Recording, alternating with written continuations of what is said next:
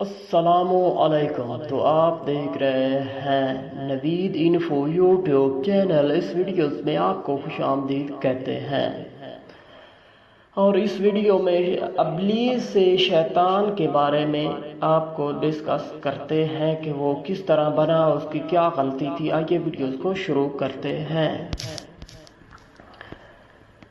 انسان، شیطان اور خدا، عزازیل سے ابلیس اور ابلیس سے شیطان تک کا سفر ایک لفظ میں بیان کرنا ہو تو یہ ہے: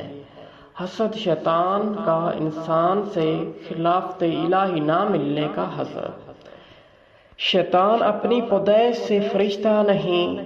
حالانکہ جن تھا، خدا شناس تھا اور خدا کی قدرت اور اس کے اختیار کا بہت بڑا عارف تھا کہ عبادت اور تابعداری سے مرتبہ پا گیا اور فرشتوں میں شامل ہو گیا۔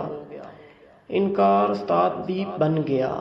جس کی وجہ سے وہ شیطان بنا، یعنی کہ اس نے خدا کے حکم کو انکار کیا۔ جب خدا نے تخلیق آدم کا ارادہ کیا اور آدم کو بنایا اور اس کو ظاہر فرمایا اور اس کو زمین پر اپنا خلیفہ بنانے کا فیصلہ سنایا، تو دیگر فرشتوں کی طرح یہ بھی اس کا مخالف تھا اور فرشتوں کے اعتراض میں شامل تھا کہ یہ انسان زمین پر جا کر خون ریزی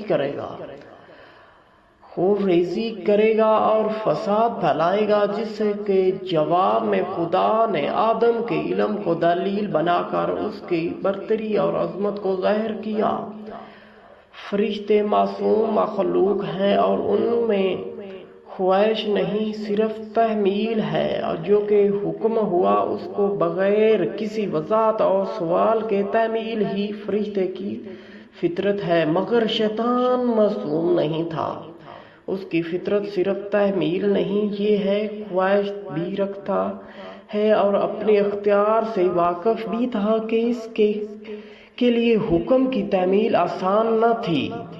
اپنی تخلیق کے جو ہے سے خواب واقف تھا اور اس لیے اس نے تعمیل نہیں کی اور دلیل دے کر اپنی برتری جتائی کہ میں اس سے بہتر ہوں، یہ خاک مٹی سے بنا اور میں ایک آگ سے۔ اس بس کیا کہ مقصد تھا کہ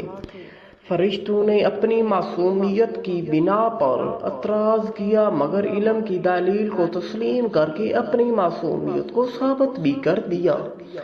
مگر ابلیس نے جو دلیل دی کہ اس کا کیا مقصد تھا، اور خود وہ زمین پر خلافت الہی کا امیدوار تھا اور آدم کے علم کی دلیل کو تسلیم کر کے اس کو عظمت کو نہیں مان رہا تھا، کیونکہ زمین پر انسان کی تخلیق سے بہتر بہت پہلے سے جن آباد تھے اور یہاں اپنی مرضی سے رہے تھے، زمین کی تمام حقیقت سے خوب واقف بھی تھے۔ یہاں ایک اور نقطے کی وضاحت کرتا چلوں کہ بعد جب خدا نے آدم کو اپنا علم ظاہر کرنے کا حکم دیا اور فرمایا بتاؤ ان کے نام، اور آدم نے وہ نام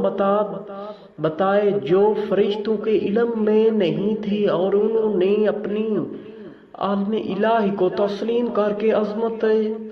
علم آدم کو تسلیم کیا، اور ایسے ہی شیطان بھی ان ناموں سے لا علم تھا، اسے معلوم ہی نہیں تھا، کیونکہ اگر وہ واقف ہوتا تو فوراً وہ نام بتا دیتا۔ اکثر علماء اور مفسرین ترجمہ بیان کرتے ہیں کہ وہ نام اشیاء کے نام تھے اور آدم کو خدا نے علم اسماء عطا فرمایا۔ سوال پیدا ہوتا ہے کہ وہ اشیاء کیا تھی جن سے ابلیس اب تک نہ واقف تھا اور جو زمین پر ہزاروں سال قبل سے آباد تھا، آسمانوں تک اس کی رسائی تھی اور فرشتوں میں رہتا، جنت اور دوزخ سب دیکھ چکا تھا، تو کون سی اشیاء تھی جو اس سے پوشیدہ تھی؟ نہیں جناب، وہ علم اشیاء نہیں تھا، بلکہ علم معرفت الہی تھا، جس سے کوئی بھی خدا کے سوا واقف نہ تھا۔ وہ معصومین کہ آسماں اور ان کے معرفت تھی، چنانچہ نور خدا نے سلب آدم میں رکھا تو، یعنی کہ نور خدا نے آدم میں رکھا تو اتنا مقتدر ہو گیا کہ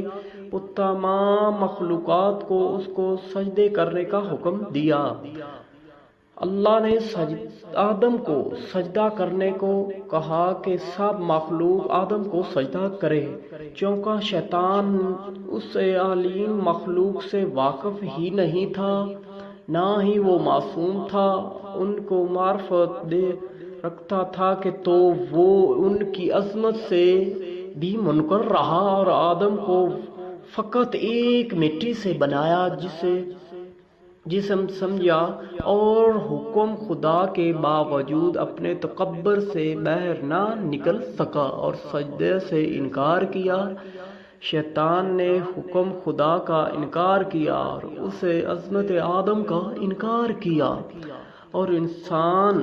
وجہ تنازع بن گیا۔ خدا اور شیطان کے بیچ شیطان سمجھ ہی نہیں سکا۔ آدم تو سجدے کی خواہش نہیں کی تھی، یہ خدا کا حکم تھا، جس نے تسلیم کیا اور وہ فرشتہ رہا، اور جس نے انکار کیا وہ شیطان بن گیا۔ شیطانی حکم خدا کا منکر ہے، خدا کو تو وہ ہزاروں سال ہی سجدے کرتا رہا، تو اس نے ایک سجدہ کرنے سے انکار کر دیا، اور جو اس نے وہ عبادت کی تھی ہزاروں سال، وہ اس کی رد ہو گئی، اور جس کی وجہ سے وہ ابلیس یعنی کہ شیطان بن گیا۔ تو یہ آج کی تھی ویڈیو، امید کرتے ہیں آپ کو ویڈیوز اچھی لگی ہوگی، تو اس چینل کو سبسکرائب کریں اور ویڈیوز کو لائک کریں اور اس کو دوستوں کے ساتھ شیئر کریں۔ نیکسٹ ویڈیوز کے لیے دیں ہمیں اجازت، خدا حافظ، شکریہ۔ السلام علیکم، تو آپ دیکھ رہے ہیں نوید انفو یوٹیوب چینل۔